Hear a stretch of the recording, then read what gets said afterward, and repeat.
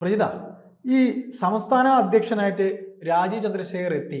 ഈ കഴിഞ്ഞ ദിവസം അവരുടെ പുതിയ ജനറൽ സെക്രട്ടറിയെയും വൈസ് പ്രസിഡന്റിനെയും ഒക്കെ പ്രഖ്യാപിച്ചു. അമിത്ഷാ വന്നു. അപ്പൊ ഇങ്ങനെയൊക്കെ നോക്കുമ്പോഴേ ഒരു കാലഘട്ടത്തിൽ ഈ പറയുന്ന പാർട്ടിയെ കൈവെള്ളയിൽ കൊണ്ട് നടന്ന ഒരു ജ്യേഷ്ഠനും അനുജനും ഉണ്ട്. അപ്പൊ അത് ജ്യേഷ്ഠൻ എങ്ങനെയെങ്കിലും എന്തെങ്കിലുമൊക്കെ പണി ഉണ്ടാക്കും, അനുജന്റെ കാര്യം ക്ലോസ് ആയ. അതായത് വി മുരളീധരനും കെ സുരേന്ദ്രനും ജ്യേഷ്ഠനാനിയനെന്ന് പറയുമ്പോ വ്യക്തമാണ്. അതെ, അവരായിരുന്നല്ലോ എന്താ പറയാ, അടയും ചക്കരയും പോലെ ഈ സയാമീസ് ഇരട്ടകൾ എന്നൊക്കെ പറയുന്നത് രാമനും ലക്ഷ്മണനും അങ്ങനെ നടന്നതാണ്. ആദ്യം പണി പോയത് ചേട്ടന്റെ ആയിരുന്നു, പിന്നാലെ അനിയന്റെ പണി പോയി എന്ന് പറയുന്നു. എന്തൊക്കെ പുറമെ പറയുന്ന കാര്യങ്ങളാണ്, നമ്മൾ നോക്കി കാണുമ്പോൾ വാസ്തവമാണ്. ഇപ്പൊ പുറമേ നിന്ന് പറയുന്ന കാര്യം നമ്മൾ നോക്കിക്കണ്ടിട്ടുണ്ടെങ്കിൽ വി മുരളീധരന്റെ ആ ഒരു സർവാധിപത്യത്തിന് ഒരു വീഴ്ചയൊക്കെ ഉണ്ടാവുന്നു. പിന്നാലെ കെ സുരേന്ദ്രൻ കിടന്ന് കിണിഞ്ഞ് പരിശ്രമിച്ചിട്ടും സംസ്ഥാന അധ്യക്ഷ പദം വീണ്ടും കിട്ടുന്നില്ല. അത് മാത്രല്ല, ഇപ്പൊ രാജീവ് ചന്ദ്രശേഖർ വന്നതോടുകൂടി ഇവർക്ക് ഒന്നുകൂടെ പ്രഭ മങ്ങുന്നുണ്ട്. തീർച്ചയായിട്ടും അല്ലേ? ഈ എന്നെ യോഗത്തിന് വിളിച്ചില്ല എന്നൊക്കെ പറഞ്ഞ് നെഞ്ചത്തടിച്ച് കരയുന്ന ചില നിലപാടുകൾ. സംസ്ഥാന കമ്മിറ്റി തൃശ്ശൂർ നടന്ന സംസ്ഥാന കമ്മിറ്റി യോഗത്തില് ഇവർ രണ്ടുപേരെയും വിളിച്ചില്ല. അവിടെ മുതലാണ് ഇവർ സൈഡ് ലൈൻ ചെയ്യപ്പെട്ടു എന്നുള്ള കാര്യം സംസാര വിഷയമാവാൻ തുടങ്ങുന്നത്. സംസാര വിഷയമായതും ഇപ്പൊ പ്രീത പറഞ്ഞ പോലെ ഞങ്ങളെ വിളിച്ചില്ലേ എന്ന് പറഞ്ഞുകൊണ്ട് നെഞ്ചത്തിടിച്ച് അങ്ങ് കേന്ദ്രത്തെ അറിയിച്ചത്. അതെ, അവിടെ മുതലാണ്. പക്ഷെ ഇത് ഇവരെ മാറ്റണമെന്ന് ഒരുപക്ഷെ പണ്ടേ തീരുമാനിച്ചിട്ടൊക്കെ ഉണ്ടാവാം. വേറെ ആളെ കിട്ടിയില്ല. അതിന് നമുക്കൊരു ഒരാളെ മാറ്റി അവിടെ ഒരു ആളെ വെക്കണം, പകരത്തിന് ഒരാളെ കിട്ടണം. കപ്പാസിറ്റി ഒരുപക്ഷെ പോക്കാണെങ്കിൽ അതിനെ എന്തായാലും ഹാൻഡിൽ ചെയ്യാൻ പറ്റുന്ന ഒരാളായിരിക്കണം. ഇപ്പൊ കിട്ടുന്നത് സംസ്ഥാന അധ്യക്ഷനായി ഇരിക്കുന്ന ആള് അതിന് പ്രാപ്തനായിട്ടുള്ള ആളാണ്. തെളിയിച്ചു.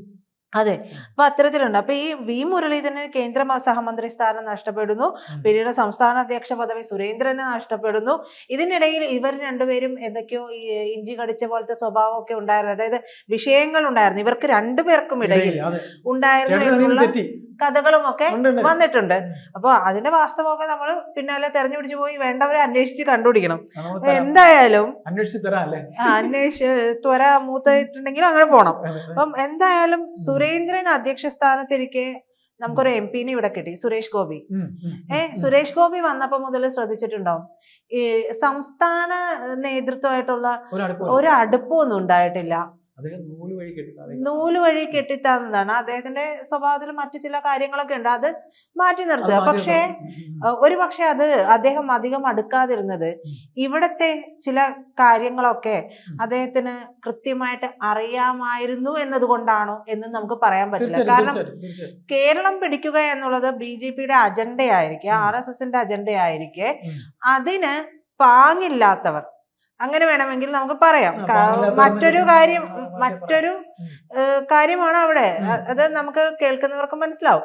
അതായത് ഒരു പാങ്ങില്ല, ഇത് അങ്ങോട്ടും പോവില്ല ഇങ്ങോട്ടും പോവില്ല, ഞങ്ങൾക്ക് ഈ കസേര മാത്രം മതി, അവിടെ അടയിരിക്കുക, കിട്ടുന്ന ചാൻസുകളെല്ലാം കളഞ്ഞു കുളിക്കുന്ന രീതിയിലേക്കുള്ള ക്രമീകരണങ്ങളൊക്കെയാണ് ചെയ്തുകൊണ്ടിരുന്നത് എന്നുള്ളത്. അപ്പൊ അതുകൊണ്ടായിരിക്കും ഒരുപക്ഷെ സുരേഷ് ഗോപി വന്നപ്പോ ഇവരായിട്ട് സഖ്യത്തിലാവാതിരുന്നിട്ടുണ്ടാവുക. അതും നമുക്ക് പറയാം. അവരിവിടെ ഇത്രയും കാലം മത്സരിച്ചിട്ട് ഒരു സീറ്റ് ഉണ്ടാക്കാൻ പറ്റില്ലല്ലോ. അദ്ദേഹത്തെ പോലെ ആളെ കൊണ്ട് ഇല്ല. അവിടെ മോദി ഇറങ്ങിയത് മാത്രമല്ല, അവിടെ തൃശ്ശൂര് സുരേഷ് ഗോപി വന്ന് താമസിച്ച് അവിടെ വർഷങ്ങളോളം നിന്ന് പണിയെടുക്കുകയാണ് ചെയ്തിട്ടുണ്ട്.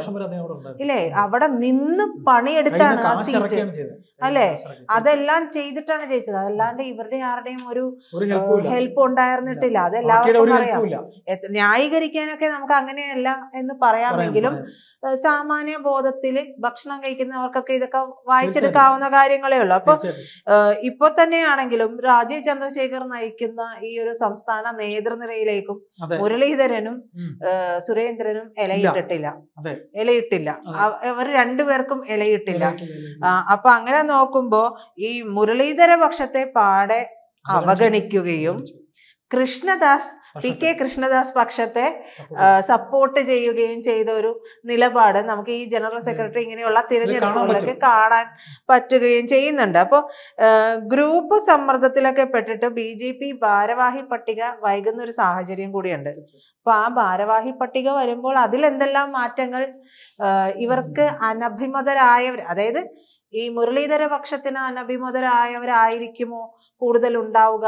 കാരണം അവരുടെ ഒരു കൈപ്പിടിയിൽ നിൽക്കുന്ന കാര്യങ്ങളെല്ലാം അവരുടെ കയ്യിൽ നിന്ന് മാറുന്ന ഒരു സാഹചര്യത്തിലേക്ക് പൂർണ്ണമായിട്ടുള്ള ഒരു മാറ്റം വരും. ഒരു തരത്തിലും ഇവരുടേതായ ആളുകൾ അതിലില്ലാതെ വരുമ്പോൾ പക്ഷമില്ല എന്നൊക്കെ പറയണ വെറുതെ അല്ലേ, ഉണ്ടാവാനുള്ള സാധ്യതയില്ല. കാരണം പൂർണ്ണമായിട്ട് ഇവരുടെ പിടിയയക്കുക. അതുകൂടി ചുമതലപ്പെടുത്തിയായിരിക്കണം ഒരു പക്ഷെ കേന്ദ്രം ഈ പറയുന്ന രാജീവ് ചന്ദ്രശേഖരനെ വിട്ടിരിക്കുന്നത്. രാജീവ് ചന്ദ്രശേഖരന്റെ കൂടെ ചേർന്ന് നിൽക്കുന്നതാണ് വൈസ് പ്രസിഡന്റ് ആയിട്ടുള്ള ശോഭാ സുരേന്ദ്രൻ, ജനറൽ സെക്രട്ടറി ആയി. ജനറൽ സെക്രട്ടറി അതെ, ശോഭാ സുരേന്ദ്രൻ ചവിട്ടിയിട്ടിരുന്ന ഒരാളാണ്. അവര് ജനറൽ സെക്രട്ടറി ആയി. അവരത് ഒരു ക്രൗഡ് പുള്ളറാണ്, ആർജവമുള്ള ഒരു നേതാവ് തന്നെയാണ് ശോഭാ സുരേന്ദ്രൻ. പറയുമ്പോഴേ അവരെ ഏറ്റവും മോശമായ മണ്ഡലത്തിൽ അവർ മത്സരിപ്പിക്കാൻ പറ്റും. ഉദാഹരണം, ഒരു നിയമസഭ കഴക്കൂട്ടത്ത് നിയമസഭയിൽ അവരെ മത്സരിക്കാൻ പറ്റും. അവിടെ കടകംപള്ളി സുരേന്ദ്രനൊപ്പം അവർ ഇടിച്ചു നിന്നു. അവിടുന്ന് അവർ ആലപ്പുഴ ലോകസഭയിൽ അവർ മത്സരിച്ചു. അവിടെ എത്ര 2ാം സ്ഥാനത്ത് വന്നു. പിന്നെ അതിനു മുമ്പ് നമ്മൾ എവിടെയായിരുന്നു? പാലക്കാട് അവർ മത്സരിച്ചു. പറഞ്ഞോളൂ. അല്ലെ, ഈ പറയുന്നത് പോലെ വോട്ട് പെട്ടിയിലാക്കാൻ നല്ല വൈഭവമുള്ള ഒരു നേതാവ് തന്നെയാണ് ശോഭ. അല്ലെ, ക്രൗഡും ഉണ്ട്. ആ ഒരു പ്രസംഗത്തിലേക്ക് ഒരു മൂർച്ച എന്ന് പറയുന്നത് നമ്മൾ കേട്ടിരുന്നു പോകുന്നത് തന്നെ. നമുക്ക് അതിലൊന്നും ഒരു പക്ഷം രാഷ്ട്രീയം നോക്കി പറയാൻ പറ്റില്ല. അപ്പൊ അത്തരത്തിലുള്ള കാര്യമുണ്ട്. അപ്പൊ ഈ പറയുന്ന പോലെ ഈ രണ്ടു പേരും കൂടെ, ഈ മുരളീധര പക്ഷം ചേർന്നിട്ട് നേരത്തെ പറഞ്ഞതുപോലെ അത്രമേൽ താറടിച്ചിട്ടുണ്ട്. അതായത് മനഃപൂർവ്വം തന്നെയായിട്ട് എങ്ങും ഇല്ലാത്തൊരു സ്ഥലത്ത്, എങ്ങും ഒന്നും കിട്ടില്ല എന്നുള്ള സ്ഥലത്ത് പോയിട്ടുണ്ട്. ഈ ശോഭാ സുരേന്ദ്രൻ മത്സരിച്ച് വോട്ട് ബാങ്ക് കൂട്ടിയതിന് ശേഷം അവിടെ മത്സരിച്ചിട്ടുണ്ട് വി മുരളീധരൻ. അതെ, അപ്പോഴാണ് പിന്നെയും വോട്ട് കിട്ടിയത് അല്ലെ. അത് അവരുടെ പ്രഭാവം കൊണ്ടാണ്. അവർ മത്സരിച്ച് അവിടെ അത്രയൊരു ഓളം ഉണ്ടാക്കിയത് കൊണ്ടാണ്. അപ്പോഴും അവരങ്ങനെ ആയിട്ടുണ്ട്. അപ്പൊ ഈ സാഹചര്യത്തില് ഒരു പടി കൂടി കടന്ന് വൈസ് പ്രസിഡന്റിനേക്കാൾ ഒരു പടി കൂടി കടന്ന് ജനറൽ സെക്രട്ടറി ആയിട്ടുണ്ട്. അപ്പൊ വല്ലാത്തൊരു മാറ്റം കേരള BJP-യിൽ വരുന്നുണ്ട്. അപ്പൊ ഇനി വരാൻ പോകുന്ന ഇലക്ഷനില് അത്തരത്തിൽ തന്നെ ആയിരിക്കും ഇവരുടെ നീക്കങ്ങൾ. ഇത് എവിടെയൊക്കെയാണ്, ഏതൊക്കെ രീതിയിലാണ് ഇവര് എന്താ പറയാ പണമൊഴുക്കുക, അല്ലെങ്കിൽ പ്രവർത്തനം കൂടുതലായിട്ട് കാഴ്ചവെക്കുക എന്നൊന്നും നമുക്ക് പ്രവചിക്കാൻ പറ്റില്ല. തദ്ദേശ തിരഞ്ഞെടുപ്പിൽ കേരളത്തിൽ വിജയസാധ്യത ഉള്ള ഇടങ്ങളിലെ പണം ഒഴുക്കാനായിട്ട് BJP തയ്യാറാകുന്നു എന്ന് പറഞ്ഞൊരു വാർത്തയുണ്ട്. അതായത് കഴിഞ്ഞ ദിവസം അമിത്ഷാ വന്നിട്ട് പോയല്ലോ. അമിത്ഷാ വന്നിട്ട് പോയപ്പോൾ അമിത്ഷാ പറഞ്ഞത് എന്താണെന്ന് അറിയാം? അമിത്ഷാ ഒരുപാട് കാര്യങ്ങൾ പറഞ്ഞു. അതായത് ഈ CPM-നെ ഭരണത്തിയിരിക്കുന്ന CPM-നെ മുഖ്യമന്ത്രിയുടെ മകളെ ഒക്കെ തന്നെ ഇന്ന് ഞാൻ ഏത് പത്രത്തിൽ കണ്ടെന്ന് എനിക്കറിയില്ല. ആ പത്രത്തിലാണ്, ചാനലിൽ അദ്ദേഹം കണ്ണൂരിൽ നിന്ന് ഇറങ്ങുന്നൊരു രംഗം. എന്ത് പ്രൗഢിയെന്നു, അദ്ദേഹത്തെ കാണാൻ എന്ത് തേജസ്സുണ്ട്. അങ്ങ് ചെന്ന് ഇറങ്ങുന്ന ഒരു രംഗം കാണണം. ഒരു സിംഹം ഇങ്ങനെ ഇറങ്ങി വരുന്ന പോലെ നമുക്ക് തോന്നുന്നു. ഞാൻ ഈ രാഷ്ട്രീയക്കാരനൊന്നുമല്ല, പക്ഷെ നമ്മൾ ആ പ്രഭയെ കണ്ടിൽ നമുക്ക് നടിക്കാൻ പറ്റില്ല.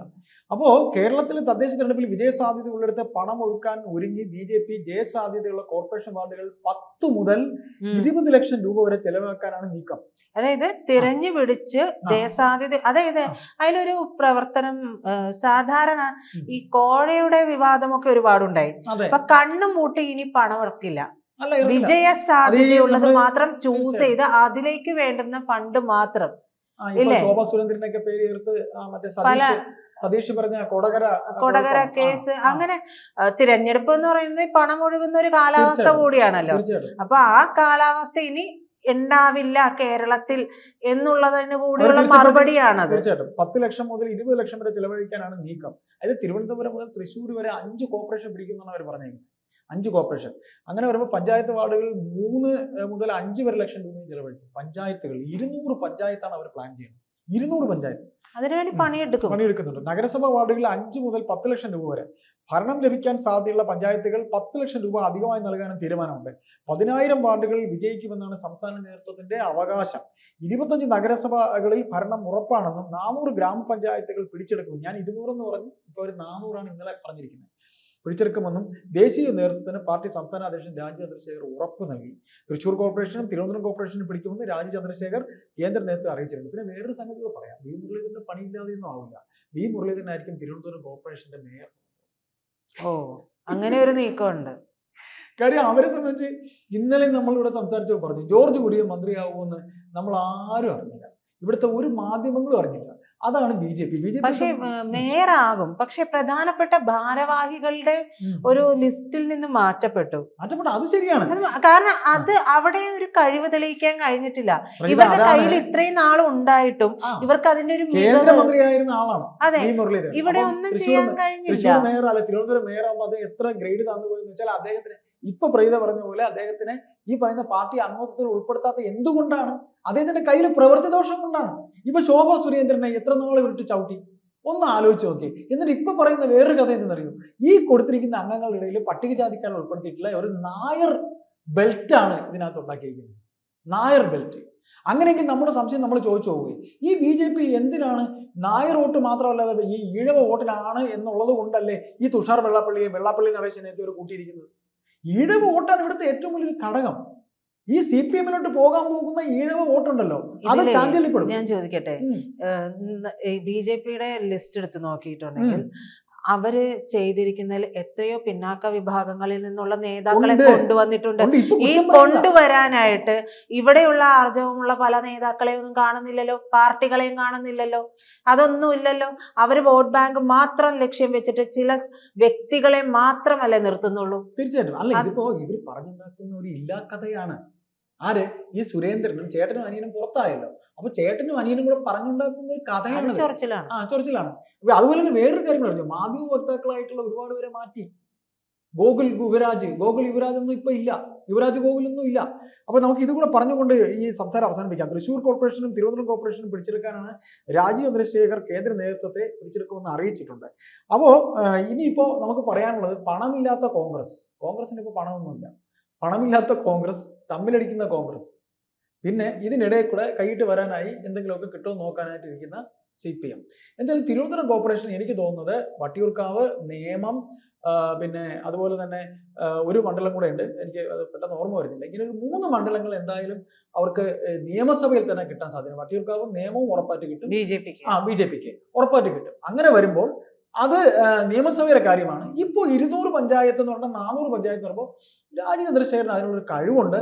അദ്ദേഹം തീർച്ചയായിട്ടും അദ്ദേഹത്തിന്റെ PPT പ്രസന്റേഷനും അദ്ദേഹത്തിന്റെ മറ്റ് കോർപ്പറേറ്റ് ഒരു സ്ഥാപനം നടത്തി പരിചയമുള്ളതിന്റെ ഒരു മികവും ഒക്കെ അദ്ദേഹം കാണിക്കും. അദ്ദേഹത്തോടൊപ്പം അണികൾ നിൽക്കുമെന്ന് തന്നെ കരുതാം. അദ്ദേഹത്തിന്റെ ബോഡി ലാംഗ്വേജ് അങ്ങനെയാണ് നമുക്ക് കാണാൻ കഴിയുന്നത്.